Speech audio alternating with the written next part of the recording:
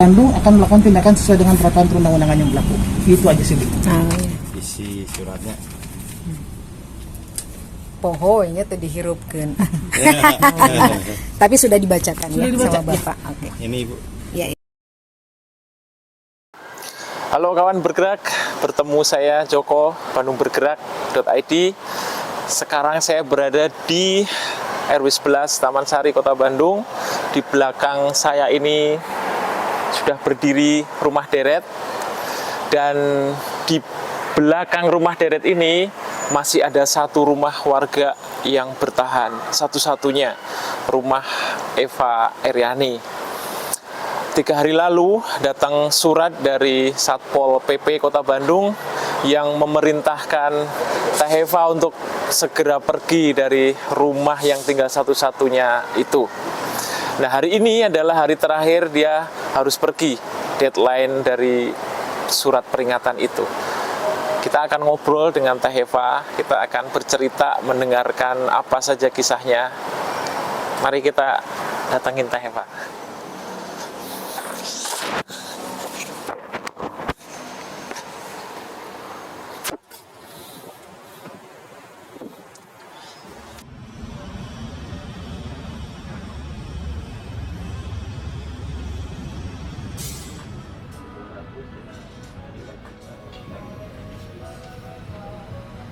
Teh Eva, beberapa hari lalu kan muncul surat ya Teh yang beredar gitu di grup teman-teman, di kalangan teman-teman gitu tentang perintah untuk mengosongkan lahan yang sekarang ditinggalin Teh Eva ini, satu-satunya yang masih tersisa di RW 11. Nah, mungkin bisa diceritakan hari itu Teh, datangnya surat itu Teh. Ya, waktu hari Selasa itu terjadi tanggal 15 November. Sebenarnya pagi-pagi kan sudah datang, cuman pas teman-teman masih di sini karena saya lagi nganter ibu saya. Nah, teman-teman nanya, Bapak ada suratnya nggak gitu kan untuk tugas. Ya, mereka nggak bawa. Ya nanti katanya, kirain nanti tuh hari berikutnya, tahunya sorenya datang. Jadi jam 3, jam setengah 4 lah. Setengah 4, masih tanggal 15 November mereka datang ya. Terus memberikan surat pemberitahuan. Saya tanya, surat pemberitahuan Pak, ini SP1, SP2-nya yang mana? Yeah. Saya bilang. Ya SP1-nya yang masih tahun 18 katanya gitu.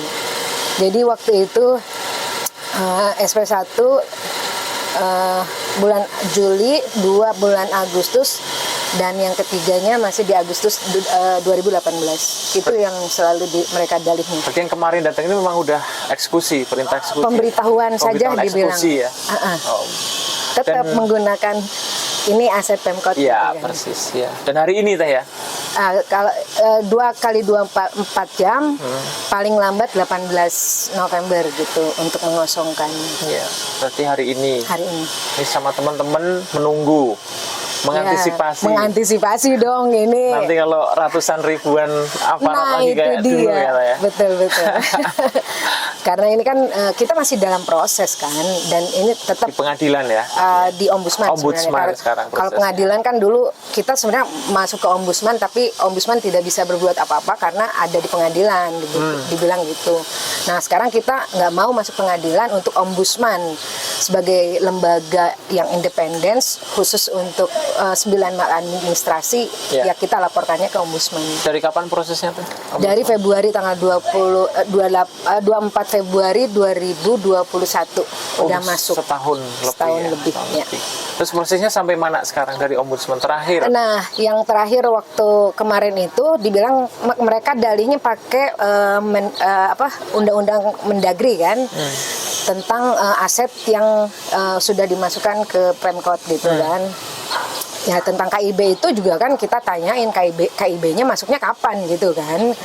Nah, itu kan kalau kita kan sudah ada juga tentang keterangan ahli yang ombudsman justru minta keterangannya untuk kasus penggusuran 2019 itu kan.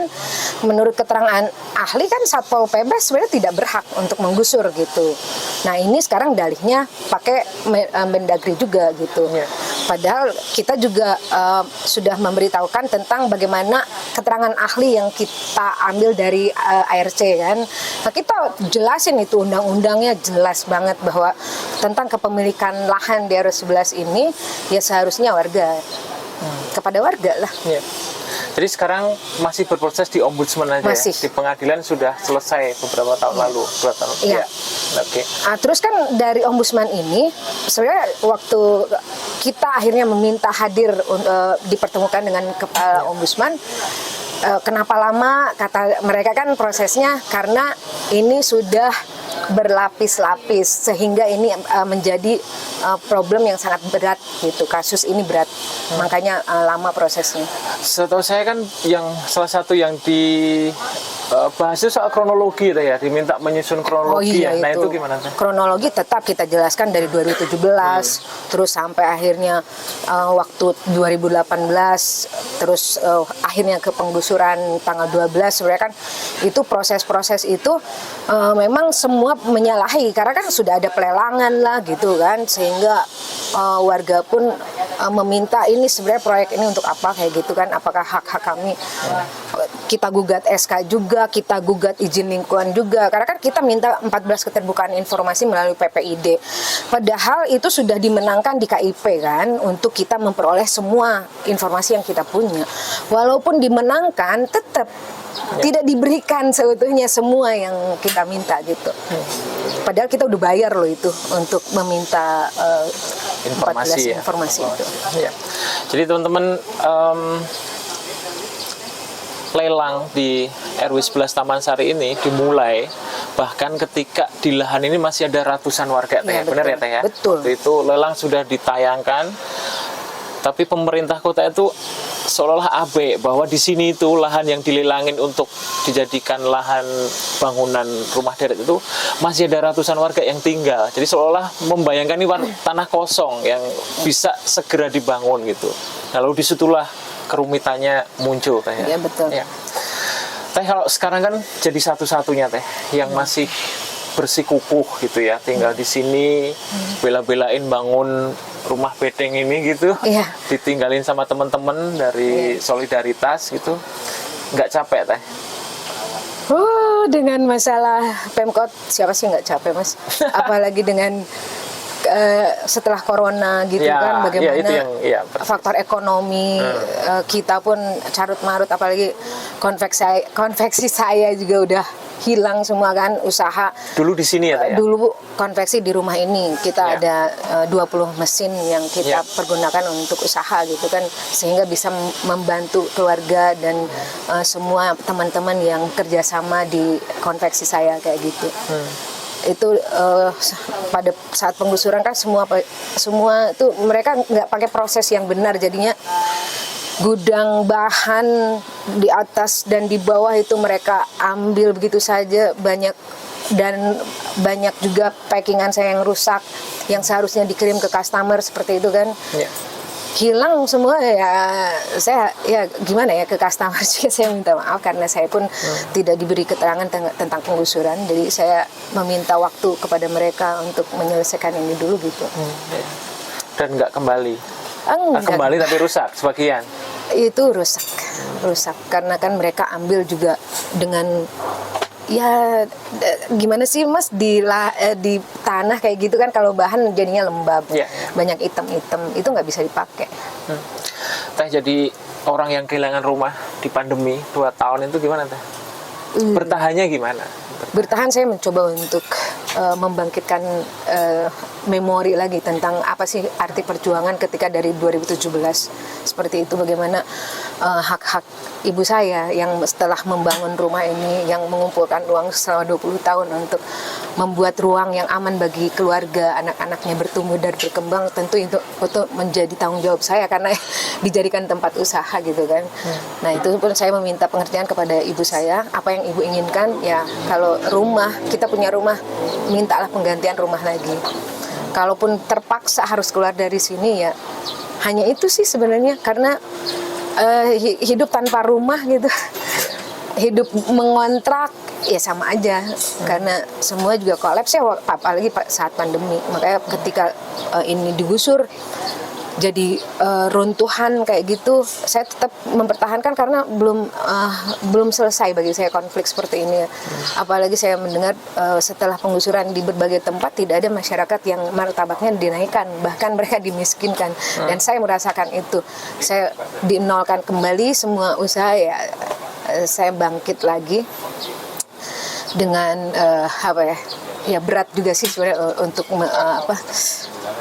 bentuk tanggung jawab apa sih yang saya bisa berikan kepada ibu saya dan keluarga saya gitu. Menjahit lagi Teh ya? Menjahit tetap. Tapi di mana sekarang? Tapi ya di rumah, di teman saya. Bantuan teman ya? Ya. Nah. Jadinya kalau saya dulu pemilik usaha, jadi saya wanita panggilan. Wanita panggilan mulia saat mulia. ada kerjaan, oke, saya selalu siap untuk bekerja apapun, saya bilang. Di Lembang ya Teh ya? Di Lembang dengan teman saya, untung ya. Jadi bolak-balik Ya, Lembang, ibu saya karena ibu saya kan masih di sekolah gitu, jadi setiap pagi saya harus antar beliau. Setelah ngantar ibu saya ke Taman Sari, apa yang bisa dilakukan di sini. Kalau misalnya harus dilakukan, karena kalau cutting kan harus di tempat yang luas. Jadi saya cutting di teman saya saat teman saya memerlukan tenaga saya. Di sini nggak bisa lagi? Nggak bisa lagi. Dulu sempat juga kan bertanam Teh ya, sayur ya. Nah, gimana ceritanya Teh waktu pandemi itu? Bahkan sempat bantu juga kan, sempat bantu tetangga juga sayur. Ya soalnya kan setelah reruntuhan itu banyak sekali ilalang kayak gitu kan. Terus saya takut ada ular gitu kan yang mengganggu masyarakat, warga yang tersisa gitu kan. Akhirnya saya beresin. Saya ngelihat ini tanah subur banget sebenarnya gitu kan. Makanya di situ pun walaupun reruntuhan, gimana caranya kita bisa menanam kembali atau tidak. Makanya waktu itu ada teman-teman solidaritas dari Soreang memberikan pupuk, bagaimana cara mengolah lahan dengan pupuk pupuk dari hewan gitu kan, dicampur, nah itu alhamdulillah subur banget gitu. Bisa menghasilkan apapun dari cengek, kacang panjang, ubi, jagung semua. Nah waktu ke belakang, waktu yang di sana itu kan itu banyak sekali hilang. Akhirnya kita beresin juga. Pas dilihat, luas banget ini ya. Kan mumpung pandemi dong gitu kan, karena kita pun ketahanan pangan ya, karena tetap warga juga memerlukan untuk dapur dan makanan sehari-hari gitu. Akhirnya kita nanam jagung, ada 9 ruas untuk jagung, 2 ruas untuk ubi jalar. Nah, ada 4 ruas untuk ubi singkong. Terus cengek juga ada 5 ruas, terus ada kunyit yang karena kan dibilang COVID tuh pakai kunyit lah, pakai apa gitu ya. Kayak gitu, bawang gitu kan. Tahanan tubuh ya. Jadi di situ ya alhamdulillah kalau bayam, kangkung itu mudah bertumbuh, jadi bisa langsung petik aja. Terus tomat juga kan selalu setiap hari itu kita ada sekitar 3 kilo yang kita bagikan gitu, warga ya. Bagikan ke warga. Karena kan katanya tomat juga vitamin C-nya baik. Pernah dirusak orang juga ya Teh? Astagfirullah, itu ya Allah. Berkali-kali Karena kan ternyata setelah saya nanam tanaman itu ada tenda kan. Saya tanya tenda, ternyata warga yang sudah nerima. Akhirnya saya datang kan, kenapa kok kalian di sini gitu kan? Bukannya udah aman di kontrakan yang sudah dibayar oleh Pemkot gitu. Ya kami di sini karena kan ini katanya kami menunggu pembangunan dibilang. Tapi kan COVID gitu loh. Ya kan? Terus akhirnya kita bentengin aja kan karena itu rawan sekali kan, karena pernah ada juga orang lain yang ya itulah mungkin teror juga ya. Teror ngerusak kayak terus, apalagi waktu itu ada pengukuran. Pengukuran dikawal sama warga yang sudah menerima gitu loh. Saya tanya, ini pengukuran tentang apa? Saya bilang, ada nggak petugas itu bawa surat untuk tugas dia untuk mengukur? Karena kan kita masih banyak warga yang nanti mereka mengukur dari mana ke mana gitu kan. Sampai akhirnya merangsek ke tanaman saya, terus diinjek-injek langsung, padahal itu pengairannya udah rapi banget. Astagfirullahaladzim, ya itulah. Selama konflik ini enggak Teh? Banyak dilibatkan ormas-ormas gitu nggak? Sering ya? Dari Ya awal itu kan, dulu tahun ya itu kan dibenturkan selalu lah ya, dibenturkan. dibenturkan pasti itu. Ya, aduh itu mungkin dari ormas warga juga ya. Jadi kan mereka selalu pada saat itu akhirnya ada yang ngebakar reruntuhan rumah Mang Ajo kan. Ya. Itu mereka tepuk tangan pula. Astagfirullah. Astagfirullah. Ya itu ya saya paham sih mereka mungkin nggak paham tentang apa yang kita sedang perjuangkan gitu. Padahal kan dari dulu sudah difahamkan, diinformasikan bahwa kita bertahan itu untuk bagaimana memperjuangkan hak-hak kami yang seharusnya kami mendapatkan rumah dan tanah ini memang tanah warga bukan tanah Pemkot. Kita kan sudah ngasih informasi juga kalau ini benar tanah Pemkot dibilang ada AJB ya tinggal tunjukkan gitu loh. Kalau memang ini tanah Pemkot ya sudah kami akan legowo untuk keluar dari sini gitu. Tapi kan tidak. Kalau ini benar tanah Pemkot terus kami ternyata salah dalam penempatannya ya sudah kami akan keluar gitu saja. Tadi kan nyebut teman-teman solidaritas bantu kasih pupuk, kasih bibit. Nah selain itu kan banyak banget ya yang dikerjakan teman-teman solidaritas juga gitu Teh. Iya betul. Itu jadi salah satu alasan masih bertahan Teh. Apalagi itu kan kita reruntuhan ini kan solidaritas kan sudah hadir dari 2017 gitu kan. Sangat membantu karena informasi pun saya tanyakan kepada mereka apa sih hak-hak sebagai warga negara kok kami dibeginiin gitu kan. Mereka kan umumnya mahasiswa yang mempunyai pengetahuan yang lebih gitu kan. Saya konsultasi dengan mereka terus mereka pun akhirnya membawa LBH terus PBHI juga. Saya pun tanya ini LBH, PBH ya apa fungsinya, terus Jadi, terus ya banyaklah akhirnya mereka sama membuat saya bisa bertahan sampai hari ini. Jadi saya ingat ngikutin kasus ini lah ya, Teh Eva itu dulu ada acara apa-apa ikut gitu Teh, tapi nggak ngerti dan nggak mau di depan gitu ya. Sampai ada titik Teh Eva merasa harus di depan gitu ya, merasa harus memimpin demo lah, mimpin orasi lah. Dulu nggak kebayang ya Teh ya? Enggak. Belajarnya gimana? Dari lapangan aja dari jalan? Saya kan ini Teh Eva orasi, saya orasi apa ya? Ya Teh Eva yang ngerasain gimana? Oh saya memang mau ngomong tapi saya gimana ya?